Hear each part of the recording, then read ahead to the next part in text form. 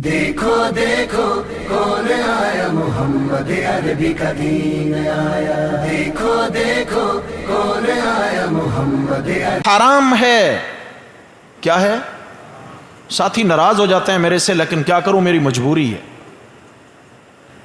میں بتاؤں گا بھی صحیح، آپ کے لیے دعائیں بھی کروں گا، اللہ تعالیٰ بچنے کی توفیق نصیب فرمائے۔ سمجھ آ گئی ہے میرے بھائیوں؟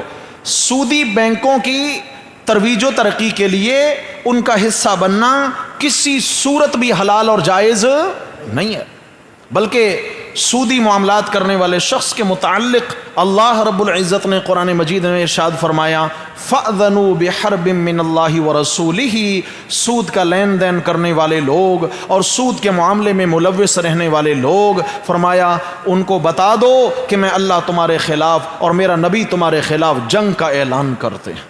تم دشمن ہو، تمہارے خلاف ہم لشکر کشی کریں گے، جنگ کریں گے تمہارے خلاف۔ اللہ اور اس کے محبوب نبی رحمت للعالمین نبی جب اعلان جنگ کر دیں میرے بھائیوں، ہے کوئی پرسان حال؟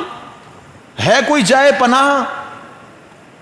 تو اس لیے حضرت عائشہ رضی اللہ عنہ فرماتی ہیں کہ آپ علیہ السلام نے فرمایا جب معاشرے میں سود رواج پذیر ہو جائے گا تو پھر کیا ہے، زلزلے آئیں گے، طوفان آئیں گے، زمین پھٹے گی، پھر پتھروں کی بارشیں برسیں گی، پھر یہ سیلاب بھی آئیں گے، پھر اس طرح کے عذاب آئیں گے۔ کیوں؟ قرآن کہتا ہے کہ انسان کے اپنے ہاتھوں کی کمائی کی وجہ سے ایسا ہوتا ہے۔ اور پھر فرمایا کہ جب زنا عام ہو جائے گا، جب زنا عام ہو جائے گا، بدکاری عام ہو جائے گی، بے راہ روی عام ہو جائے گی، بے حیائی کے دروازے جب کھلیں گے، پھر اللہ ناراض ہوں گے، اور اللہ کی ناراضگی کا نتیجہ یہ ہوگا کہ پھر جناب زلزلے آئیں گے، سیلاب آئیں گے، طوفان آئیں گے، اور پھر بدامنی اور بے چینی دنیا میں عام ہو جائے گی۔ اس کے پیچھے کار فرما انسان کا گناہ، مسلمان کا گناہ کون سا ہے؟ بد کرداری والا گناہ۔ تو اس لیے ہمیں کوشش کر کے ایسے گناہوں کے سامنے اپنی خاطر بند باندھنا ہوگا۔ جب انشاءاللہ ہم من حیث القوم توبہ کی طرف آئیں گے، قرآن نے کیا کہا؟ توبوا الی اللہ جمیعا ایھا المؤمنون، ایمان والو سب مل کر میں اللہ کے حضور توبہ کرو۔ توبوا الی اللہ جمیعا، جمیعا اجتماعی توبہ ہونی چاہیے، من حیث القوم توبہ ہونی چاہیے۔ مسلمان جب مل کر ایک گناہ سے توبہ طائب ہو جائیں گے، اللہ رب العزت اس کا وبال ختم فرما کر انشاءاللہ ویسی ہی برکات نازل فرمائیں گے جیسا کہ پہلے زمانہ میں تھی یا آئندہ آنے والے زمانہ میں وعدہ ہے۔ انشاءاللہ برکات کا نزول ہوگا، رزق و روزی کی فراوانی ہوگی۔ آج مہنگائی کا رونا ہم روتے ہیں، ہم اس کے اسباب معلوم نہیں کرتے ہیں۔ آج ہم نفرتوں کا رونا روتے ہیں، اس کے اسباب ہم معلوم نہیں کرتے۔ اس کے بعد فرمایا کہ جب شراب نوشی عام ہو جائے گی تو پھر اس طرح کے عذاب اور پکڑ آئے گی، پھر جناب سیلاب آئیں گے، پھر بے موسم بے وقت بارشیں برسنا شروع ہو جائیں گی، فصلیں باغات تباہ ہو جائیں گے، گھر اجڑ جائیں گے، لوگ زمین میں دھنس جائیں گے، اور بے موقع لوگ موت مرنے لگ جائیں گے جب شراب نوشی عام ہو جائے گی۔ رسول اللہ صلی اللہ علیہ وسلم نے فرمایا کہ دن قیامت کے اللہ کے حضور گناہگاروں کو 12 جماعتوں میں تقسیم کر کے پیش کیا جائے گا۔ 12 جماعتیں گناہگاروں کی ہوں گی، ان میں ایک ایسی جماعت آئے گی کہ ان کی زبانیں ان کی چھاتیوں پہ لٹک رہی ہوں گی، اور ان کے منہ سے یسیل من فوہہ دما وقیحا، ان کے منہ سے خون اور پیپ کے فوارے جاری ہوں گے، اور اتنا بدبو ہوگی کہ دوسرے گناہگار اور جہنمی اس بدبو سے تنگ آ چکے ہوں گے، اللہ سے پناہ مانگیں گے۔ پوچھا گیا یا رسول اللہ ان سے کیا گناہ ہوا ہوگا؟ فرمایا شراب پیا کرتے تھے، شراب پیا کرتے تھے۔ حدیث شریف میں آیا کہ ایک گھونٹ شراب پینے سے، ایک گھونٹ شراب پینے سے 40 دن تک اللہ نماز قبول نہیں کرتے، جب تک کہ سچی توبہ نہ کر لے۔ توبہ کا یہ مطلب نہیں ہے آج پیے تو کہے استغفر اللہ، یہ توبہ نہیں ہے، یہ توبہ نہیں ہے۔ پھر اگلے دن پھر جناب جام ہاتھ میں ہے، یہ توبہ نہیں ہے۔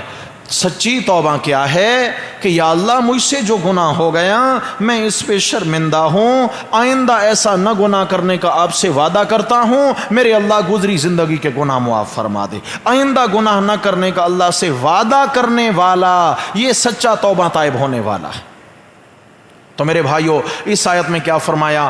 ظہر الفساد فی البر والبحر، ظاہر ہوا ہے فساد خشکی میں اور سمندروں میں، بما کسبت ایدی الناس، لوگوں کے ہاتھوں کی کمائی کی وجہ سے۔ اللہ تعالیٰ یہ حالات کیوں لاتے ہیں؟ کبھی زلزلے، کبھی سیلاب، کبھی طوفان۔ فرمایا لیذیقہم بعض الذی عملوا لعلہم یرجعون۔ اللہ تعالیٰ لوگوں کو تنبیہ کرنا چاہتے ہیں کہ ان کو ان کے کچھ اعمال کا مزہ چکھایا جائے، یعنی سزا دی جائے، لعلہم یرجعون، تاکہ یہ میں اللہ کی جانب لوٹ آئیں۔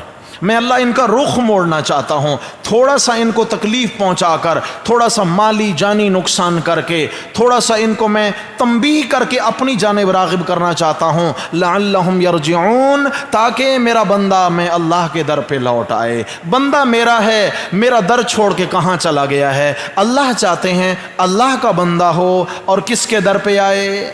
اللہ کے در۔ اللہ کی یہی چاہت ہے، اللہ کی یہی چاہت ہے۔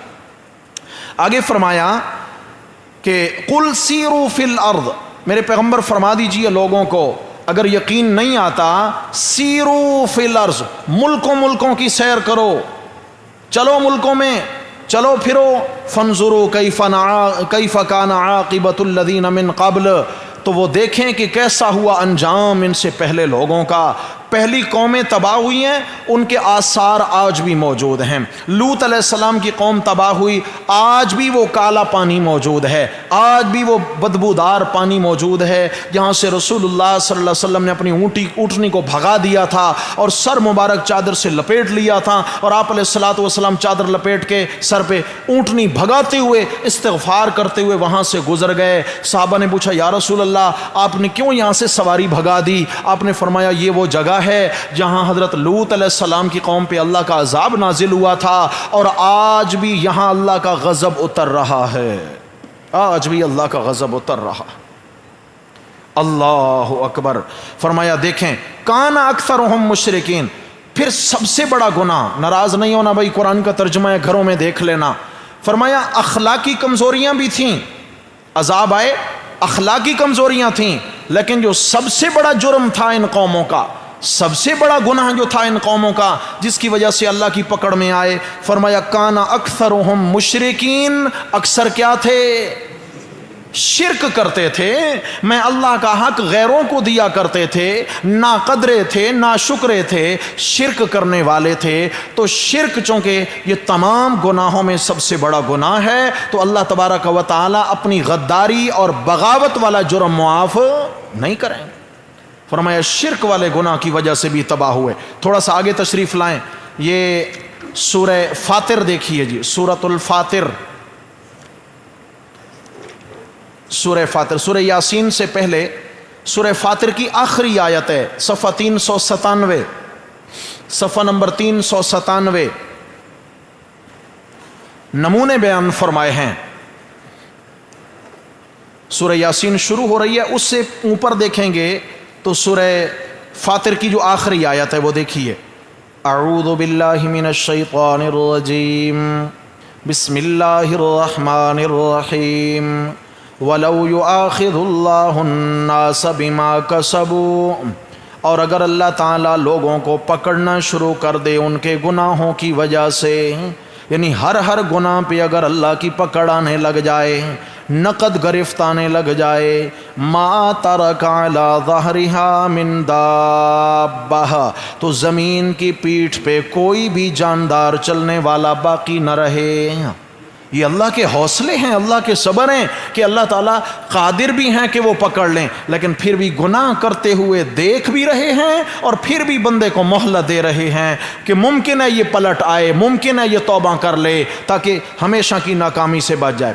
وَلَٰكِن يُؤَخِّرُهُمْ إِلَىٰ أَجَلٍ مُّسَمًّى، اور لیکن وہ ان کو مہلت دیتا ہے ایک مدت مقرر تک۔ فَإِذَا جَاءَ أَجَلُهُمْ، پس جب آ جائے گی ان کی مدت، وقت پورا ہو جائے گا، فَإِنَّ اللَّهَ كَانَ بِعِبَادِهِ بَصِيرًا، پس بے شک اللہ تعالیٰ اپنے بندوں کو خوب دیکھ رہا ہے۔